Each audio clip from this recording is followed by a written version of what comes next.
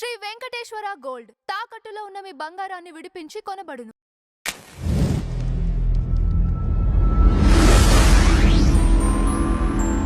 Madam నమస్కారం. నమస్తే అండి. మేడం చంద్రహాస్ మీకు తెలిసే ఉంటుంది. ఒక పాటతో అతను స్టేజ్ పైన సృష్టించిన గందరగోళం. స్టేజ్ పైన కాదు, అతని జీవితానికి అతనే ఒక గందరగోళం సృష్టించుకున్నాడు. అలానే సినిమా రిలీజ్ అయ్యాక ఏడవటం, అలానే వాళ్ళ తండ్రి కూడా భావోద్వేగంగా ఒక పోస్ట్ పెట్టడం, ఇవన్నీ చూస్తున్నాము. దేనికోసం అంటారు? నిజంగా రియలైజేషన్ అయ్యారా? లేకపోతే సినిమా కోసం ఇవన్నీ ప్రమోషన్స్ అనుకోవచ్చు? ఒక్క మాట అండి, సరే ఆ పిల్లాడు పాడాడు, పాడుతుంటే తండ్రి వచ్చి ఆపాలి. ఎవడో ఒకడు ఆపాలి అక్కడ మైకు, గుంజుకోవాలిగా. అందరూ ఎందుకు విన్నారు? ఎవడు మాకు తెలియదు అంటున్నారు. అసలు అలాంటి పాట పాడాలి అనే ఆలోచన రావడమే తప్పు.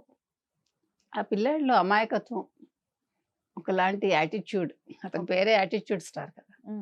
ఆ యాటిట్యూడ్ని తండ్రి ఎందుకు గమనించలేదు? ఇప్పుడు ప్రభాకర్ ఇండస్ట్రీలో ఉన్న మనిషేగా, ఈటీవీ నుంచి వచ్చాడు. అతను అంటే స్పాయిల్డ్ కిడ్ అనే చెప్తున్నాను, నేను చాలా చోట్ల చెప్పా.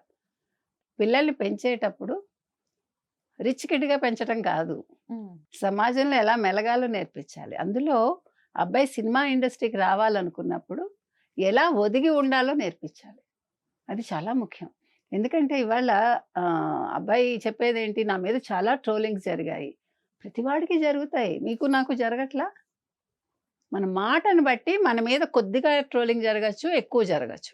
మనం అది తీసుకునే కెపాసిటీ మన దగ్గర ఉండాలి. మనం పబ్లిక్లోకి వచ్చాక నా మాట మీకు నచ్చాలని ఏం రూల్ లేదుగా. నేను మీకు నచ్చాలని రూల్ ఎక్కడైనా ఉందా? నేను ఎంతో మందికి నచ్చకపోవచ్చు. కొంతమంది నన్ను దేవతలా భావించే వాళ్ళు కూడా ఉన్నారు. దట్ ఈస్ డిఫరెంట్, వాళ్ళ ఇష్టాలు. అది దానికోసమని నేను ఇలా మాట్లాడాను, ఇలా పాడాను అనడం తప్పు. ఇప్పుడు మీరు సినిమా ఏదో హిట్ అయిపోవాలి, సెన్సేషన్ క్రియేట్ చేయాలి అని అనుకోకండి. అది ఎక్కడికి వెళ్ళింది ఇవాళ? ఆ తర్వాత కూడా అతని ఇంటర్వ్యూస్లో ఎక్కడా కూడా కాంప్రమైజ్ కాలేదు. మీరు చూసారు డిబేట్స్లో. నేను చెప్పను అన్నాడు. ఇప్పుడు తండ్రి మాట అతను వినడా? తండ్రి గారాబం చేసి అతను చెప్పలేకపోయాడా? ఎందుకు మీకు ఆ రియలైజేషన్ ముందే రాలేదు? అంటే ఇలా పాడాను కాబట్టి నన్ను సపోర్ట్ చేసేవాళ్ళు చాలామంది ఉన్నారు అన్నాడు అబ్బాయి. కరెక్టే, మిమ్మల్ని సపోర్ట్ చేసేవాళ్ళు ఉన్నారు, కానీ సినిమాని సపోర్ట్ చేయరు వాళ్ళందరూ వచ్చి. మీకు అది గమనించుకోలేదు. వస్తారులే అనుకున్నారు మీరు. ప్రజలు చెడుని ఒప్పుకోరండి, మనం అనుకుంటున్నాం. ఇప్పుడు కొంతమంది వినొచ్చు, మాట్లాడచ్చు, అది టెంపరరీ. అది ఇప్పుడు యూత్ ఎలా ఉన్నారంటే, వాళ్ళు ఇంకొక 10 ఏళ్ళు పోయాక అయ్యో ఇదేంటి నేను ఇలా ఉన్నానా అని అనుకునే స్టేజ్ కూడా వస్తుంది. అంటే వాళ్ళకి బాధ్యతలు వచ్చాక, కుటుంబంలోకి ఎంటర్ అయ్యాక వాళ్ళు ఆ మార్పు అనేది వస్తుంది. ఇప్పుడు ఏమైందంటే మీకు ముఖ్యంగా ఈ కార్పొరేట్ చదువులు ఇవన్నీ కూడా మిమ్మల్ని చదువుతో పాటు బూతులు నేర్పిస్తున్నాయి. అది ముందు కట్ చేయాలి. అది ఆడపిల్లలు ఉండగా కూడా మాట్లాడుతున్నారు. నేను విన్నాను. నేను ఈ కార్పొరేట్ స్కూల్స్, కాలేజెస్కి వెళ్ళినప్పుడు ఆశ్చర్యపోయాను నేను. ఇదేంటి పిల్లలు, అవన్నీ మామూలే ఆంటీ అందో పిల్ల. ఐ వాజ్ షాక్డ్ రియల్గా. అందుకని ఇప్పుడు అసలు ప్రభాకర్ చేసి ఉండాల్సిన పని ఏంటంటే, సరే అయిపోయింది. ఆ రోజే కొడుకు చేత ఆయన క్షమాపణ చెప్పి కొడుకు చేత చెప్పించుంటే సినిమా అట్లీస్ట్ ఇంత ఘోరంగా అవ్వదు. సినిమా ఎప్పుడైతే 10 మంది కూడా రాలేదో, ఇమోషనల్ అయిపోయి ఏడ్చేస్తాను అంటే, మన ఈ మధ్యకాలంలో చూస్తున్నాం. స్టేట్మెంట్లు ఇచ్చేస్తారు, అరగెంట్గా ఉంటారు. ఫైనల్గా ఆడేంటి మగేంటి ఏడవడం అనేది, అంటే మళ్ళీ అక్కడ వచ్చేసరికి ఇమోషన్ ప్లే చేస్తారు.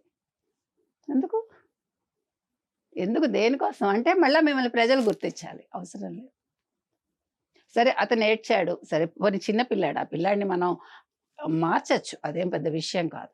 ప్రభాకర్ కూడా ఏడ్చాడు. వాళ్ళ అమ్మగారు సరే జరిగింది వదిలేసేయండి, సినిమా చాలా బాగుంది చూడండి. ఆవిడ మామూలు మిడిల్ క్లాస్ గృహిణి లాగానే ఉంటారు ఆవిడ, ఫస్ట్ నుంచి మనం చూస్తున్నాగా. అందుకని ఆ తల్లిగా అలా ఆవిడ చెప్పారు.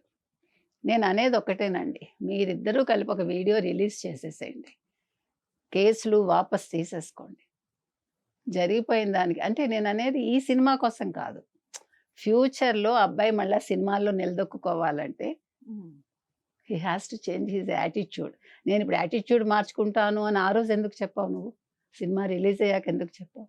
ముందే డిబేట్లో చెప్పేస్తుంటే ఇంత గొడవ రాదుగా. లాయర్లు ఎందుకండి, చిన్న పిల్లాడివి నువ్వు. ఇప్పుడు ఏమవుతుందంటేనండి, ఇవన్నీ కూడా క్యారీ ఫార్వర్డ్ అవుతాయి. మంచి ఎలా మన తీసుకెళ్తుందో ముందుకి, చెడు కూడా మన వెంట వస్తుంది, మన తీసుకెళ్ళదు. మంచి ముందుకు నడిపిస్తుంది, చెడు మన వెనకాల వస్తుంది. అది తేడా. అది అది వాళ్ళు రియలైజ్ అయితే, ఇప్పుడు ఇండస్ట్రీలో ఇంతమంది స్టార్ కిడ్స్ ఉన్నారండి, ఎంత ఒదిగి ఉంటున్నారు, వాళ్ళకి కోట్లు కోట్లు ఉన్నాయి, డబ్బులు లేవా? కానీ ఏం ఆలోచిస్తున్నారు ప్రతి వాళ్ళు? కుటుంబ గౌరవం ఆలోచిస్తున్నారు. అది కావాలి, విలువలు. ఆ విలువల గురించి మనం ఆలోచించాలి. తెలియకుండా తప్పు చేయటం వేరు, తెలిసి చేయటం వేరు. ఇవాళ మనం చంద్రహాస్ అనే అబ్బాయిని తొక్కమని మనం చెప్పం, తప్పు చేశాడు. ఆ తప్పును అతను మనస్ఫూర్తిగా ఒప్పుకుని, తండ్రి కూడా దాన్ని ప్రజల్లోకి తీసుకెళ్ళమని మనం చెప్తున్నాం.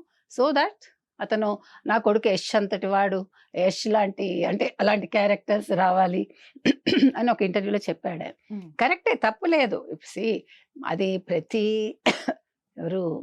ప్రతి హీరోకి కొన్ని కోరికలు ఉంటాయి, ప్రతి తండ్రికి ఆస్పిరేషన్స్ ఉంటాయి, అవన్నీ తప్పు కాదు. కానీ తీసుకెళ్తున్న మార్గం తప్పు కాబట్టి మీరు ఆ మార్గాన్ని మళ్ళించి ఆ అబ్బాయికి మంచి భవిష్యత్తు ఇమ్మని మనం ప్రభాకర్కి చెప్తున్నాము. సినిమా నచ్చితే చూడమని చెప్తాం అంతే. ఎవరిని మీరు కంపల్సరీ చూడండి అని చెప్పి, ఎందుకంటే థియేటర్స్కి రావటమే కష్టమైపోతుంది ఈ రోజుల్లో. స్టేజ్ మీద ఇలాంటి పాట పాడింది అసహ్యంగా అంటే ఏం సెట్ చేయదలుచుకున్నాం మనం. వాళ్ళ చెల్లెలు కూడా మాట్లాడింది, మా అన్న తప్పు చేశాడు కరెక్టే, కానీ ఓకే, అవసరమా మీకు? అది ఆలోచించుకోవాలి. Right madam, thank you.